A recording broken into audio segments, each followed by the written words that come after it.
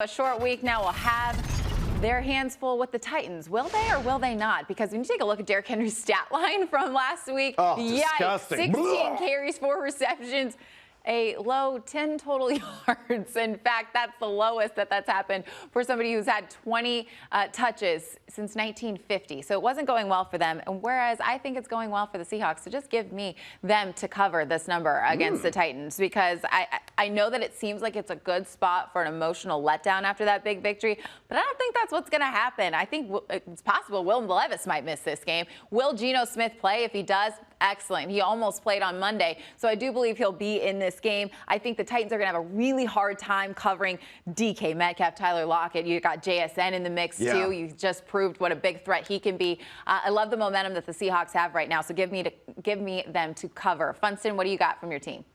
Oh, you know where I'm going. It's all about DK Metcalf, and I'm going over on the 60.5 receiving yards. I think he might have actually got over this number on that final drive of last week against the Eagles. But I love the matchup against Tennessee, the 6th most receiving yards allowed to the wide receiver position.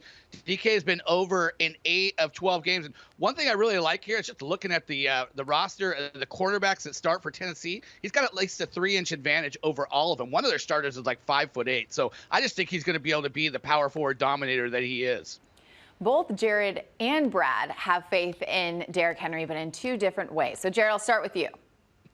Well, I love your analysis there, Danny, because saying. I think this number's coming off the 3, based off what I'm seeing today. I'm seeing some 3.5 start to pop up, and maybe that means that Tannehill is going to be the starter for this game, and it's not going to be Levis. So that's certainly something to keep in mind. I think you might get some value there at 3. But yeah, Derrick Henry, I mean, even with the terrible game last week, he still went over 15.5 rushing attempts. He's gone over this number in 4 straight. And 6 of the last 8. And if it is Ryan Tannehill, you can bet they're going to be leaning heavy on the run game, because the other side certainly doesn't have much to offer. An emotional letdown. The Titans have nothing to play for. They were eliminated from the postseason last week. Seattle's still with a chance. Exactly. Why play hard? Playoffs. Yeah, precisely. Sorry, I didn't mean to cut you off, but that's exactly my point on why I think the Seahawks can come in there and kick some Titan tail.